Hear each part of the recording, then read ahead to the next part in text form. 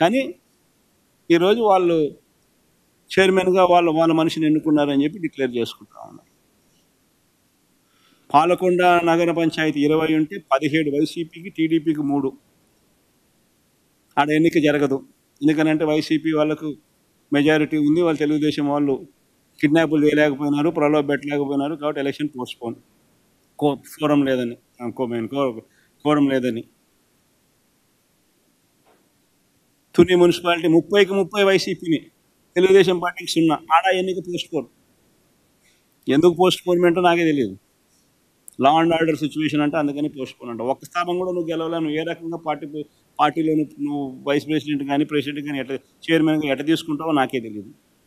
Piduguralla municipality 33కి 33 YCP, Telugu Desam 0. ఏడ postpone అంట.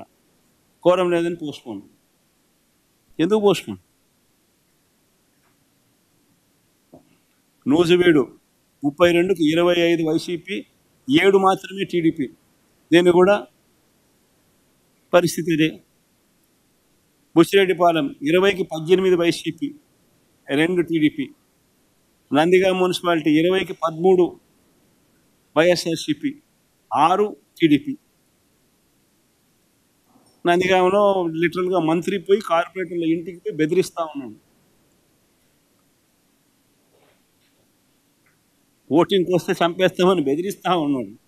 పోలీసుల సమక్షంలో మంత్రి పోయి ఇళ్ళకు పోయి చేస్తూ ఉన్నాడు.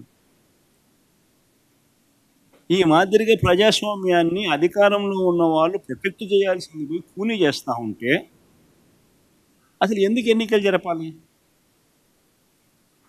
మీరే డిక్లేర్ చేసేసుకోండి, రాదు మున్సిపల్ చైర్మన్లు మీరే అని చెప్పి డిక్లేర్ చేసేసుకోండి, అయిపోయింది కదా, సులభం కదా. ఇదే మేము అధికారంలో ఉన్నప్పుడు ఒక చిన్న ఘటన చెప్తాం. వైఎస్ఆర్సీపీ అధికారంలో ఉన్నప్పుడు మొత్తం వైఎస్ఆర్సీపీ స్వీప్ చేసింది. 2 చోట్ల మాత్రం టీడీపీ గెలిచింది. తాడిపత్రి అండ్ దర్శి 2 చోట్ల మాత్రం టీడీపీ గెలిచింది. తాడిపత్రిలో 38 స్థానాలకు వైఎస్ఆర్సీపీ 18, టీడీపీకి 20 గెలిస్తే 2 స్థానాలు టీడీపీకి వైసీపీ కన్నా ఎక్కువ ఉన్నాయి.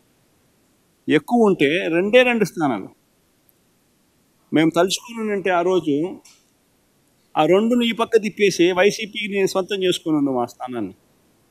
కానీ ఆ రోజు జగన్ ఏం చేశాడో ఒకసారి చూద్దామా? ఆ రోజు తెలుగుదేశం పార్టీ ఇన్ఛార్జ్ జగన్ గురించి ఏం మాట్లాడాడో ఒకసారి ప్లే చేద్దాం.